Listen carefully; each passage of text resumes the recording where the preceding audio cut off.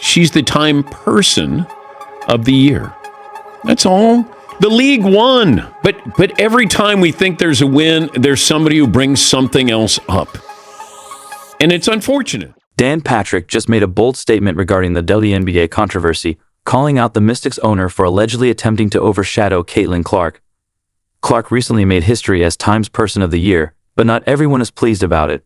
Patrick isn't holding back and has a lot to share about the situation unfolding behind the scenes. It's just not Caitlin Clark.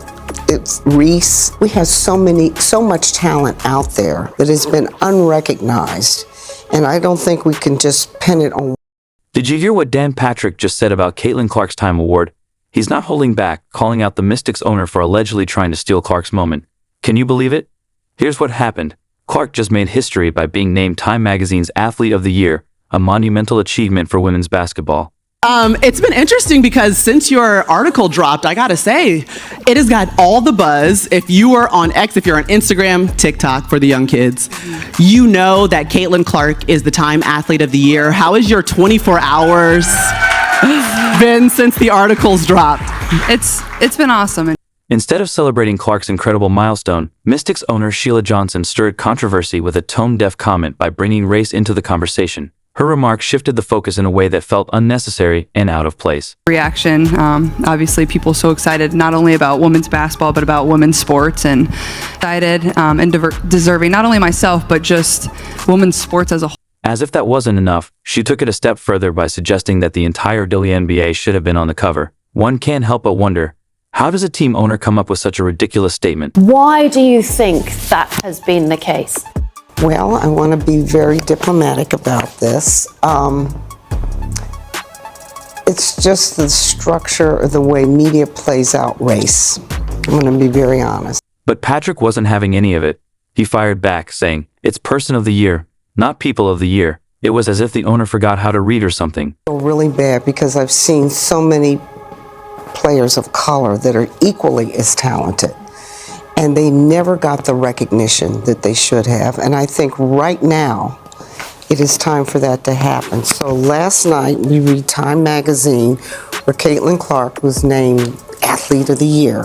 Why couldn't they have put the whole WNBA on that cover and said the WNBA is the league of the year? But Patrick didn't stop there. He kept it real, saying it's time to recognize that Clark has transformed the WNBA. Sure, there are other amazing players in the league, but right now, it's Clark's moment, and that deserves acknowledgement. Honestly, he's got a solid point. So I don't know who this person is, but felt like if you're going to celebrate the WNBA, why not celebrate it with everybody in the WNBA or some of the bigger stars and Caitlin Clark?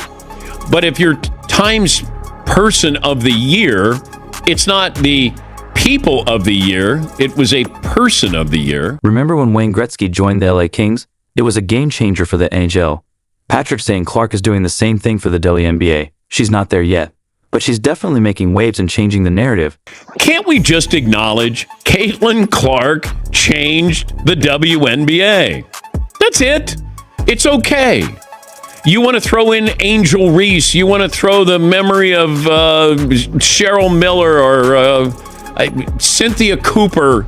Like, it's a win. Here's where it gets really interesting. Patrick argues that Clark is on a whole other level. She's not just a great player, she's a phenomenon. While Angel Reese's and Juju Watkins are incredible in their own right, Clark is moving the needle in a way nobody else in WNBA history has. This is a unique moment. Caitlin Clark did for the WNBA what Wayne Gretzky did for the NHL when he went to the LA Kings. It's okay. Take a victory lap. Patrick said it best. Clark has changed the WNBA, and that's a win, plain and simple. Acknowledging her impact doesn't take away from the legends like Diana Taurasi, Tamika Catchings, or Cynthia Cooper, who paved the way. Her star power is attracting more attention, filling seats, and bringing fresh energy to the league. Isn't that exactly what everyone's been hoping for? Dan Patrick is spot on with everything he's saying. She's like Wayne Gretzky, Tiger Woods. We never seen anything like it. We all know Angel played basketball, but Angel didn't play bringing the media attention that Caitlin played. Caitlin was a bigger player than Angel. Why do we keep trying to put Angel on the level of Caitlin when Caitlin is on a whole nother level? Angel play basketball. She's great at it. But she's not a media firestorm. She's not on Caitlin level. Here's the thing, not everyone is celebrating Clark's success. Some just can't handle her greatness, making excuses, throwing shade, and downplaying her impact. Why not just give credit where it's due? It's like saying Tiger Woods didn't change the PGA and that every golfer should have been honored instead. It's ridiculous. Greatness deserves to be recognized, period. Take a victory lap.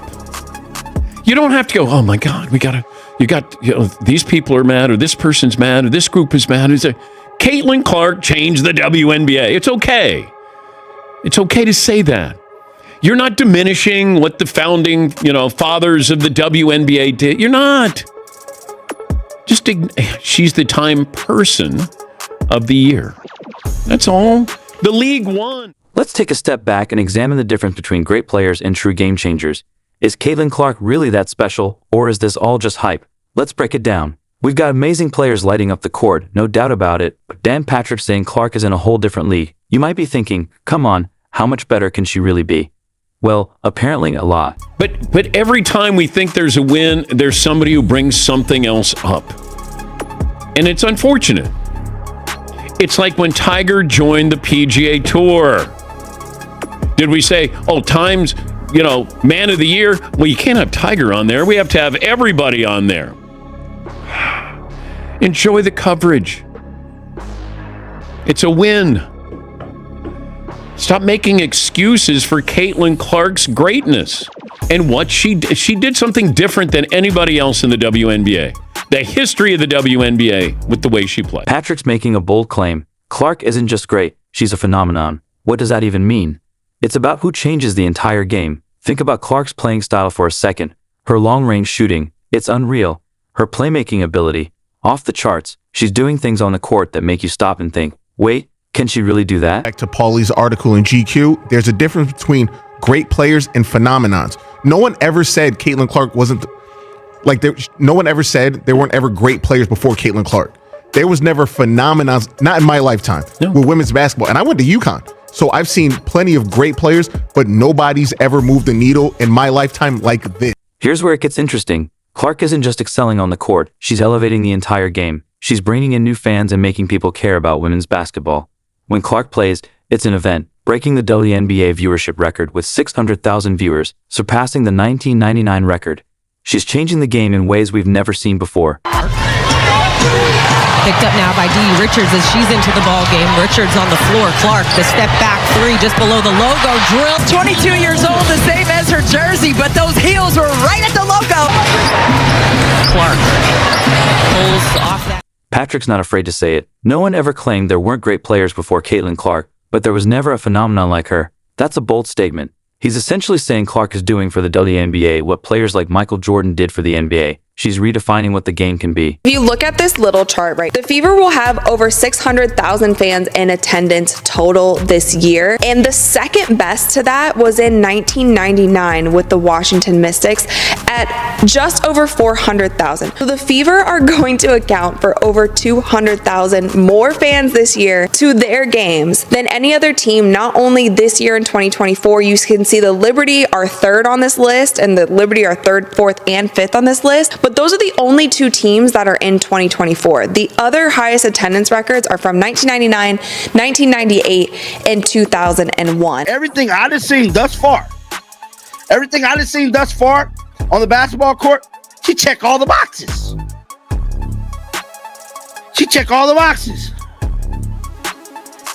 And so she check all the boxes. And so that's just like saying Michael Jordan ain't great because he black. But he does everything great on the basketball court.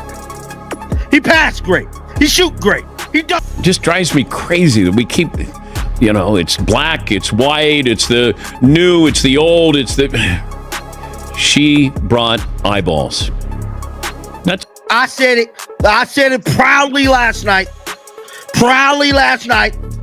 I said she's gonna put Angel Wilson on notice. Now watch. Caitlin win the damn MVP. The W gonna cry like some babies. Oh my God. She won because she's white. Watch.